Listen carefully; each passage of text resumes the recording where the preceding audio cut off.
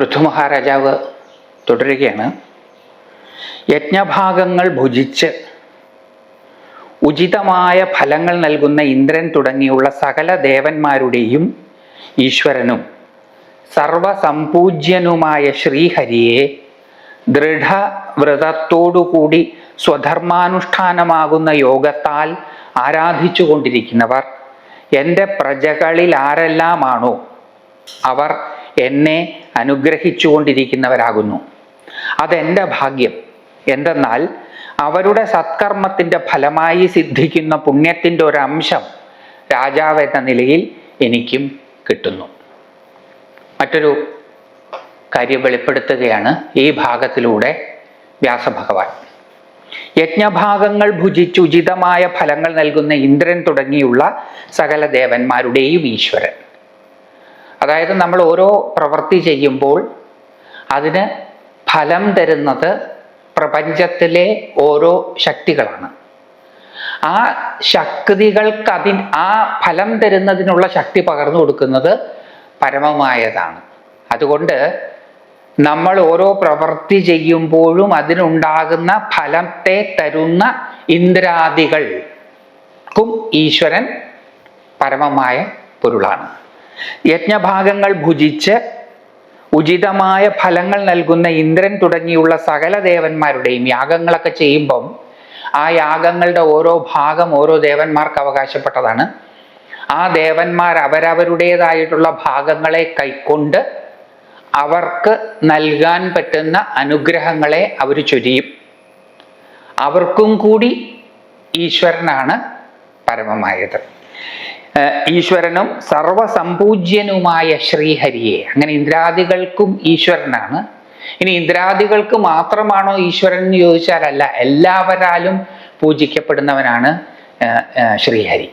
ആ ശ്രീഹരിയെ ദൃഢവ്രതത്തോടുകൂടി സ്വധർമാനുഷ്ഠാനമാകുന്ന യോഗത്താൽ ആരാധിച്ചു കൊണ്ടിരിക്കുന്നവർ. അപ്പൊ ശ്രീഹരിയെ എങ്ങനെയാണ് ആരാധിക്കേണ്ടത്? സ്വധർമാനുഷ്ഠാനത്തിലൂടെയാണ്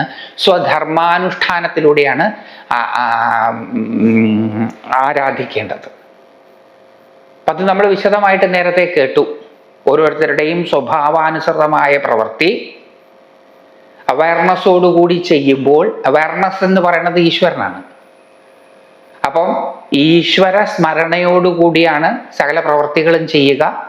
ആ പ്രവൃത്തികളെല്ലാം ആരാധനയായിരിക്കും. അങ്ങനെ ആരാധിച്ചു കൊണ്ടിരിക്കുന്നവർ എൻ്റെ പ്രജകളിൽ ആരെല്ലാമാണോ അവർ എന്നെ അനുഗ്രഹിച്ചു കൊണ്ടിരിക്കുന്നവരാകുന്നു. അപ്പൊ രാജാവ് പ്രജകളെ മാത്രമല്ല അനുഗ്രഹിക്കുന്നത്, പ്രജകൾ രാജാവിനെയും അനുഗ്രഹിക്കുന്നു. വ്യക്തികൾ അവരുടെ സ്വധർമാനുഷ്ഠാനം അവബോധത്തോടുകൂടി ചെയ്തുകൊണ്ടിരുന്നാൽ അത് രാജ്യം ഭരിക്കുന്നവർക്കും ഗുണത്തിനായി തീരുന്നു. അപ്പൊ രാജ്യം ഭരിക്കുന്നവർക്ക് ഗുണം ഉണ്ടാകുമ്പം ആ ഗുണം അവർ പ്രജകളിലേക്ക് തിരിച്ചുവിടും. രാജാവിൽ നിന്ന് കിട്ടുന്ന അനുഗ്രഹങ്ങളാകുന്ന ഗുണങ്ങളെ സ്വധർമാനുഷ്ഠാനത്തിന് വിനിയോഗിക്കുമ്പോൾ പ്രജകള് തിരിച്ച് രാജാവിനെ അനുഗ്രഹിക്കുന്നു. അങ്ങനെ പരസ്പരം ഭാവയന്ത, അങ്ങോട്ടും ഇങ്ങോട്ടും അവർ അനുഗ്രഹിച്ചു കൊണ്ടേ ഇരിക്കുന്നു. അപ്പൊ പ്രജകളെ രാജാവ് മാത്രമല്ല അനുഗ്രഹിക്കുന്നത്, രാജാവിനെ പ്രജകളും കൂടി അനുഗ്രഹിക്കുകയാണ് ചെയ്യുന്നത്. അതെങ്ങനെയാണ് അനുഗ്രഹം ഉണ്ടാകുന്നത്? രാജാവ് അവയർനെസ്സോടുകൂടി സ്വധർമ്മം അനുഷ്ഠിക്കുന്നു. ഭരണകർത്താവ് അവയർനെസ്സോടുകൂടി തികഞ്ഞ അവബോധത്തോടുകൂടി സ്വധർമ്മം അനുഷ്ഠിക്കുന്നു. അപ്പോൾ രാജ്യം അഭിവൃദ്ധിയിലേക്ക് പോകും. രാജ്യം അഭിവൃദ്ധിയിലേക്ക് പോകുമ്പോൾ ആ അഭിവൃദ്ധി ആർക്കാ ലഭിക്കുക? പ്രജകൾക്ക്. പ്രജകൾ എന്ത് ചെയ്യും? പ്രജകളും ആ കിട്ടുന്ന ഗുണങ്ങൾ കൊണ്ട് അവയർനെസ്സോടുകൂടി അവബോധത്തോടുകൂടി സ്വധർമ്മ നിരതരാകും. അപ്പൊ എന്തുണ്ടാകും? അവരുടെ പ്രയത്നം കൊണ്ടും രാജ്യം അഭിവൃദ്ധിപ്പെടും, തിരിച്ച് രാജാവിന് അഭിവൃദ്ധി ഉണ്ടാകും. അപ്പൊ അതങ്ങനെ സ്വധർമാചരണം ഏതു രീതിയിലാണെങ്കിലും അനുഷ്ഠിക്കപ്പെടേണ്ടതാണ്. അതെൻ്റെ ഭാഗ്യം. സ്വധർമ്മ നിരതരായിട്ടുള്ള പ്രജകളുള്ളത് ഒരു രാജാവിൻ്റെ ഭാഗ്യമാണ്. സ്വധർമ്മം അനുസരിക്കാത്തവരാണ് പ്രജകളെന്ന് വിചാരിക്കുക. അത് രാജാവിൻ്റെ ദുർഭാഗ്യമാണ്. ഈ ജനാധിപത്യ കാലത്ത് പ്രജകളിൽ നിന്ന് തന്നെയാണ് ഭരണകർത്താക്കളെ തിരഞ്ഞെടുക്കുന്നത്.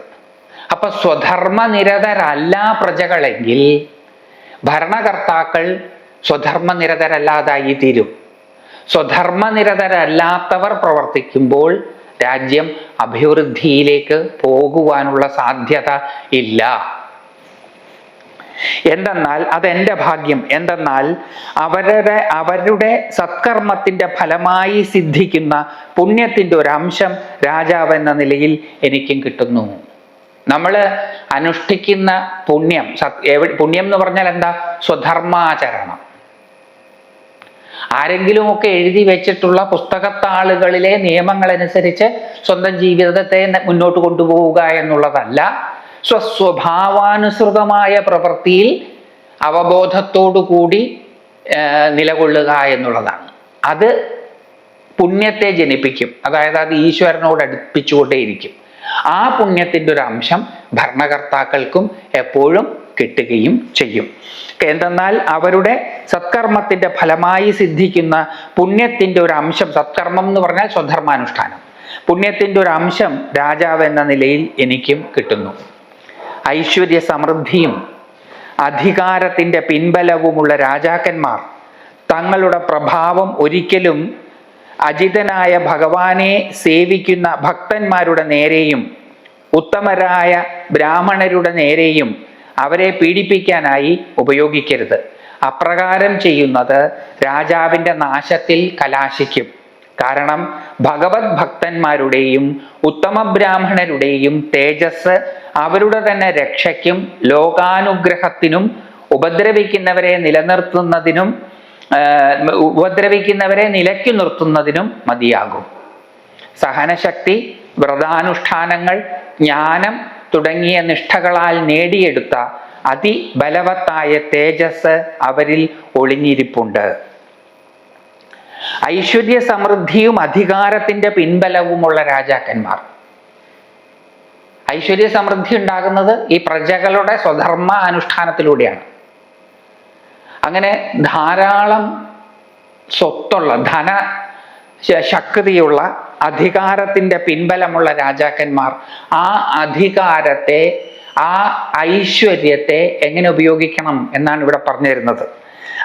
പിൻബലമുള്ള ഐശ്വര്യ സമൃദ്ധിയും അധികാരത്തിന്റെ പിൻബലവുമുള്ള രാജാക്കന്മാർ, ഭരണകർത്താക്കൾ തങ്ങളുടെ പ്രഭാവം ഒരിക്കലും അജിതനായ ഭഗവാനെ സേവിക്കുന്ന ഭക്തന്മാരുടെ നേരെയും ഉത്തമരായ ബ്രാഹ്മണരുടെ നേരെയും അവരെ പീഡിപ്പിക്കാനായി ഉപയോഗിക്കരുത്. ആ അധികാരം ഒരു കാരണവശാലും സ്വധർമ്മനിരതരായ ഈശ്വരോന്മുഖരായവരെ ഉപദ്രവിക്കുവാൻ ഉപയോഗിക്കരുത്. ഭഗവാനെ സേവിക്കുന്നവരെയും ബ്രാഹ്മണരെയും, ബ്രാഹ്മണരുടെ പ്രത്യേകത എന്താ? അവര് എപ്പോഴും അറിവ് സമ്പാദിക്കുവാൻ ആഗ്രഹിക്കുന്നവരാണ്, ഈശ്വരോന്മുഖരായി സദാ ചരിക്കുന്നവരാണ്. അങ്ങനെയുള്ള ഈശ്വരനെ അറിഞ്ഞവരെയും ഈശ്വരനെ അറിയുവാൻ വേണ്ടി യത്നിക്കുന്നവരെയും ഉപദ്രവിക്കുവാനായിക്കൊണ്ട് ഭരണകർത്താക്കൾ അവരുടെ ഐശ്വര്യത്തെയും അധികാരത്തെയും ഒരിക്കലും ഉപയോഗിക്കരുത്. അപ്രകാരം ചെയ്യുന്നത് രാജാവിൻ്റെ നാശത്തിൽ കലാശിക്കും. അങ്ങനെ ചെയ്താൽ എന്താ സംഭവിക്കുക? ആ രാജാവ് നശിക്കും. കാരണം ഭഗവത് ഭക്തന്മാരുടെയും ഉത്തമ ബ്രാഹ്മണരുടെയും തേജസ് അവരുടെ തന്നെ രക്ഷയ്ക്കും ലോകാനുഗ്രഹത്തിനും ഉപദ്രവിക്കുന്നവരെ നിലയ്ക്ക് നിർത്തുന്നതിനും മതിയാകും. ഭഗവത് ഭക്തന്മാരും ഉത്തമ ബ്രാഹ്മണരും എന്തെങ്കിലും ചെയ്യേണ്ടതായിട്ടില്ല. അവരെ ഉപദ്രവിക്കുന്ന ഭരണാധികാരികളെ നിലയ്ക്കു നിർത്തുന്നതിന് അവരുടെ തേജസ് മതിയാവുന്നതാണ്. ഈശ്വരോന്മുഖമായ ചര്യയിൽ ഏർപ്പെട്ടുകൊണ്ടിരിക്കുമ്പോൾ അത് മറ്റാരെയും കാണിക്കാനോ മറ്റെന്തിനെങ്കിലുമോ വേണ്ടിയല്ലാതെ ഈശ്വരനെ ഉപാസിക്കുക എന്നുള്ള കാര്യത്തിൽ വ്യാപരിച്ചു കൊണ്ടിരിക്കുമ്പോൾ ഒരു തേജസ് ഉണ്ടാകും.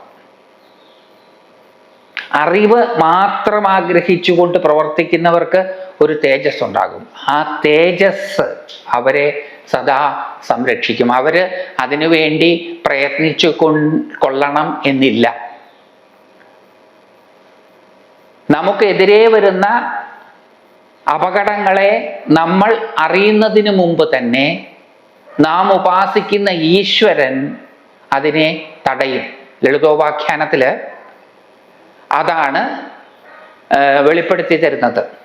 ദേവിയെ പ്രീതിപ്പെടുത്താനായിട്ട് മഹായാഗം, നാരദൻ നിർദ്ദേശിച്ചതുപോലെ മഹായാഗം ചെയ്യുകയാണ് ഇന്ദ്രാദികൾ. ഇന്ദ്രാദികള് യാഗം ചെയ്യുന്നത് വിജയിച്ചാൽ തങ്ങൾക്ക് നഷ്ടമുണ്ടാകും എന്ന് മനസ്സിലാക്കിയ ഭണ്ഡാസുരനും കൂട്ടര്, ഭണ്ഡാസുരന്റെ നേതൃത്വത്തിൽ അസുരര് ഇന്ദ്രന്റെ യാഗം നശിപ്പിക്കാനായി, യാഗഭംഗം വരുത്താനായിട്ട് അവര് വരികയാണ്. മലവെള്ളപ്പാച്ചിൽ പോലെയാണ് ഈ അസുര സൈന്യം വരുന്നത്. എണ്ണത്തിൽ വളരെ കൂടുതലായി അസുര സൈന്യം. ദേവി ഇന്ദ്രാദികൾക്ക് പ്രത്യക്ഷയാകുന്നതിന് മുമ്പ്, പ്രത്യക്ഷയാകുമോ എന്ന് ഇന്ദ്രാദികൾക്ക് ഉറപ്പൊന്നുമില്ല. പ്രത്യക്ഷയാകുന്നതിന് മുമ്പ് ദേവന്മാരുടെയും അസുരന്മാരുടെയും ഇടയിലായിട്ടൊരു മായാപ്രാകാരത്തെ നിർമ്മിക്കുകയാണ്, ഉണ്ടാക്കുകയാണ്. മായാപ്രാകാരം എന്ന് പറഞ്ഞാൽ മതിൽക്കെട്ട്. മായാപ്രാകാരം എന്നതിനെ വിളിക്കാൻ കാരണം ഈ മതിൽക്കെട്ട് അസുരാദികൾക്ക് കാണും, ഇന്ദ്രാദികൾക്ക് കാണില്ല. അപ്പം ഈ ഇന്ദ്രാദികളുടെ യാഗം മുടക്കാനായിട്ട് മലവെള്ളപ്പാച്ചിൽ പോലെ വരുന്ന ഭണ്ഡാസുരന്റെ നേതൃത്വത്തിലുള്ള അസുര സൈന്യം പെട്ടെന്ന് തങ്ങളുടെ മുമ്പില് ഒരു മതിൽക്കെട്ട് കാണുകയാണ്. അവരെന്ത് ചെയ്യും? ആസുരിക ശക്തി എന്താ? നശിപ്പിക്കുക എന്നുള്ളതാണ്. അവരെന്ത് ചെയ്യും? ആ മതിൽക്കെട്ട് പൊട്ടിച്ചു കഴിഞ്ഞാൽ അത് മായാപ്രകാരമാണ്, പിന്നെയും പഴയ പോലെ തന്നെ ഉണ്ടാകും. പിന്നെയും പൊട്ടിച്ചു, പിന്നെയും പഴയ പോലെ തന്നെ വന്നു. അങ്ങനെ അവസാനം മടുത്തിട്ട് തിരിച്ചു പോകാൻ നിൽക്കുമ്പോഴാണ് ദേവന്മാരത് കാണുന്നത്. ഇപ്പൊ വാളും കുന്തവും കുടച്ചക്രവുമായിട്ടൊക്കെ വരുന്ന ഒരു വലിയ സേനാവ്യൂഹത്തെ കണ്ട ഹോമം ചെയ്തുകൊണ്ടിരിക്കുന്ന ദേവന്മാര് ഭയചകിതരായി ഹോമം പകുതിക്ക് വെച്ച് നിർത്തി ഓടാൻ തീരുമാനിക്കുകയാണ്. ഹോമം പകുതിക്ക് വെച്ച് നിർത്തി മുഴുവനാക്കുന്നതിന് മുമ്പ് ഓടാൻ തീരുമാനിക്കുകയാണ്. അങ്ങനെ ഓടാൻ തീരുമാനിച്ച് ഓടി തുടങ്ങിയപ്പോൾ ഇന്ദ്രൻ ചോദിക്കുകയാണ്, എങ്ങോട്ടേ ഓടുന്നത്? എങ്ങോട്ടോടിയാലും അവരുടെ പിടിയിൽപ്പെടാതിരിക്കില്ല. അതുകൊണ്ട് അവരുടെ പിടിയിൽപ്പെട്ട് മരിക്കുന്നതിനേക്കാൾ നല്ലത് നമ്മുടെ ശരീരത്തെ ദേവിക്ക് ഹോമിച്ചുകൊണ്ട് ആത്മാഹുതി ചെയ്യുന്നതാണ്, മരിക്കുന്നതാണ്. അങ്ങനെ അവർ സ്വശരീരഭാഗത്തെ വെട്ടിനുറുക്കി ഹോമാഗ്നിയിലേക്ക് സമർപ്പിക്കുകയും ആ ഹോമാഗ്നിയിൽ നിന്ന് ദേവി ആവിർഭവിച്ച് അവരെ രക്ഷിക്കുകയും ചെയ്യുകയാണ്. അപ്പൊ ദേവി ആവിർഭവിച്ച് ദേവന്മാർക്ക് രക്ഷയേകുന്നതിന് എത്രയോ മുമ്പ് തന്നെ ദേവി വാസ്തവത്തിൽ അസുര സൈന്യത്തിൻ്റെ ശക്തിയെ തടഞ്ഞു. മായാപ്രാകാരത്തെയാണ് നിർമ്മിച്ചത് എന്നുള്ളത് കൊണ്ട് അത് കാണാൻ ദേവന്മാർക്ക് സാധിച്ചില്ല. ദേവന്മാര് സംഭ്രമ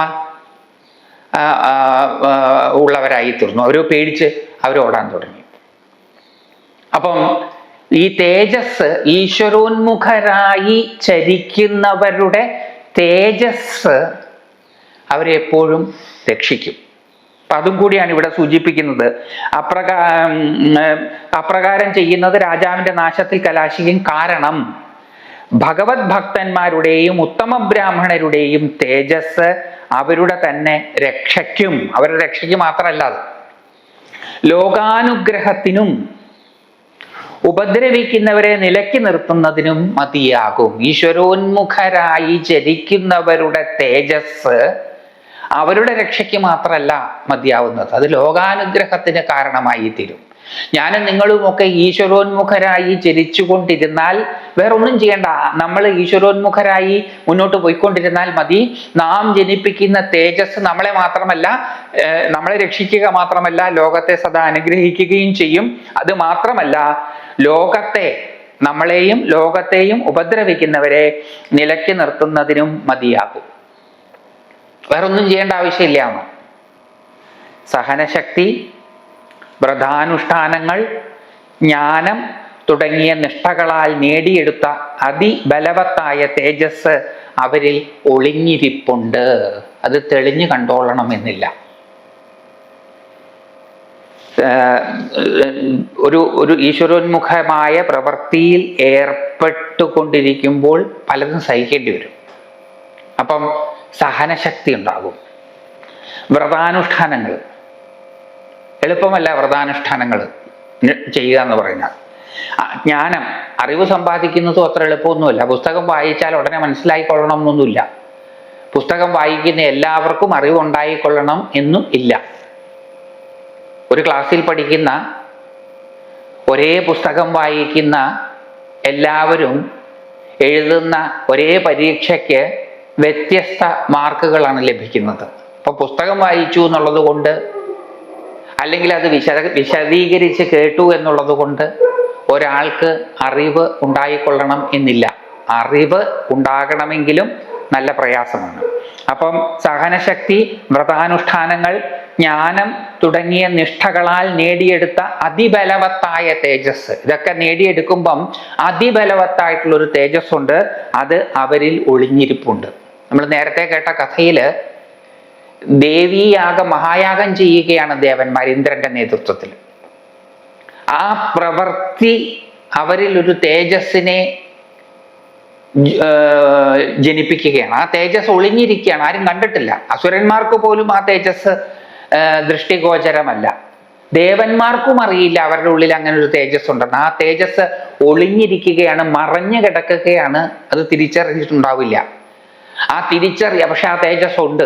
ഈശ്വരോന്മുഖരായി മുന്നോട്ടു പോകുന്നവർക്ക് അവരുടെ ചര്യയിലൂടെ ഒരു തേജസ് ആർജിക്കാൻ സാധിക്കും.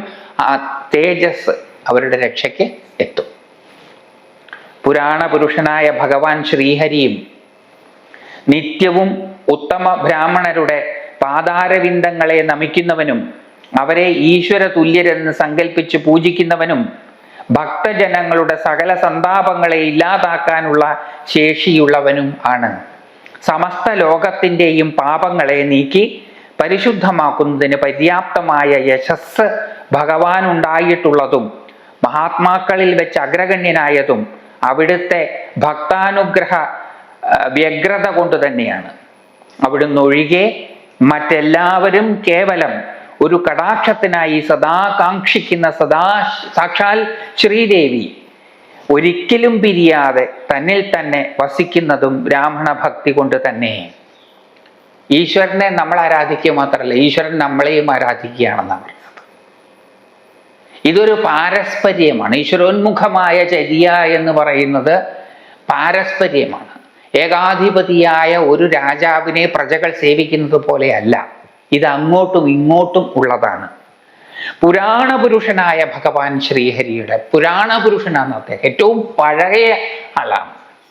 അതുകൊണ്ട് തന്നെ ഈശ്വരന്റെ പല പര്യായങ്ങളിൽ ഒന്നാണ് വൃദ്ധൻ. ഈശ്വരനാണ് ഏറ്റവും വയസ്സ് കൂടിയ ആള്, ഏറ്റവും പ്രായമായ ആള്, ഏറ്റവും ദ മോസ്റ്റ് ഏൻഷ്യൻ്റ് ആണ് അദ്ദേഹം, ഏറ്റവും പഴയ ആള്. പുരാണ പുരുഷനായ ഭഗവാൻ ശ്രീഹരിയും, ആ ശ്രീഹരി എന്താ ചെയ്യുന്നത്? എല്ലാവരെയും ഇങ്ങനെ അനുഗ്രഹിച്ചുകൊണ്ടിരിക്കുക മാത്രമല്ല ചെയ്യുന്നത്. ആ ഹരി എന്താ ചെയ്യുന്നത്? നിത്യവും എപ്പോഴും ഉത്തമ ബ്രാഹ്മണരുടെ പാതാരവിന്ദങ്ങളെ നമിക്കുന്നവനും. ശ്രീഹരി ഈ ഉത്തമ ബ്രാഹ്മണരുടെ അറിവ് ആഗ്രഹിച്ച് മുന്നോട്ടു പോകുന്നവരുടെ, അറിഞ്ഞവരുടെ പാതാരവിന്ദങ്ങളെ നമിക്കുന്നവനും. ഈശ്വരനും ഭക്തരും തമ്മിൽ വ്യത്യാസമൊന്നുമില്ല. ഭക്തര് ഈശ്വരനെ ആരാധിക്കുന്നു, ഈശ്വരൻ ഭക്തരെ ആരാധിക്കുന്നു.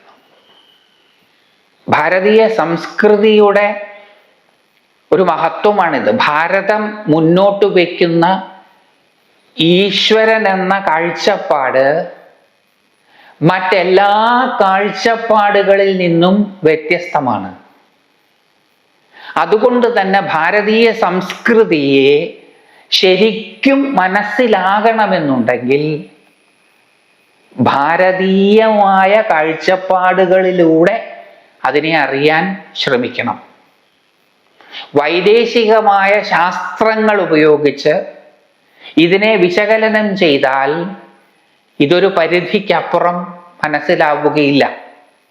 ഈ ഒരു സംസ്കൃതിയെ നാം തിരിച്ചറിയണമെന്നുണ്ടെങ്കിൽ, മനസ്സിലാക്കണമെന്നുണ്ടെങ്കിൽ തനി ഭാരതീയരായി തന്നെ നിലകൊണ്ട് അറിയാൻ ശ്രമിക്കണം. അല്ലെങ്കിൽ ഇത് മനസ്സിലാവില്ല. അത് ഇന്നത്തെ കാലത്തെ ഒരു വലിയ പ്രശ്നവുമാണ്. നമ്മുടെ ജീവിത രീതി തന്നെ ആകെ മാറിക്കൊണ്ടിരിക്കുന്ന ഈ കാലഘട്ടത്തിൽ തനി ഭാരതീയമായ ഒരു ചിന്താരീതിയിലേക്ക്, ജീവിത രീതി ആധുനികമായിക്കൊള്ളട്ടെ, കുഴപ്പമൊന്നുമില്ല, ചിന്താരീതി അത് പഴഞ്ചനായ ചിന്താരീതി അല്ല, അത് മാമൂലുകളിൽ അധിഷ്ഠിതമായിട്ടുള്ള ചിന്താരീതിയുമല്ല, അത് വളരെ റാഡിക്കലായിട്ടുള്ള റെവല്യൂഷണറി ആയിട്ടുള്ളൊരു ചിന്താരീതിയാണ് ഭാരതീയമായ ചിന്താരീതി. അത് ഓരോരുത്തരും സ്വപ്രയത്നത്താൽ മനസ്സിലാക്കി എടുക്കേണ്ടതാണ്. എനിക്കത് നിങ്ങൾക്ക് പറഞ്ഞു തരാൻ സാധിക്കില്ല, അത് സൂചിപ്പിച്ചു തരാൻ മാത്രമേ സാധിക്കുകയുള്ളൂ. അതിൻ്റെ പ്രയത്നം നിങ്ങൾ ഓരോരുത്തരും ചെയ്യേണ്ടതാണ്. തനി ഭാരതീയമായ ആശയങ്ങളിൽ നിന്നുകൊണ്ട് വേണം ഭാരതീയ സംസ്കൃതി മുന്നോട്ട് വയ്ക്കുന്ന ദേവതാ സങ്കല്പങ്ങളെ മനസ്സിലാക്കാൻ. അതിലൊന്നാണിത്. ഇവിടെ ഭഗവാൻ ഒരു പീഠത്തിൽ കയറി സകലരുടെയും ആരാധന ഏറ്റുവാങ്ങി ആനന്ദ തുന്തിലരായി അങ്ങനെ ഇരിക്കുകയല്ല.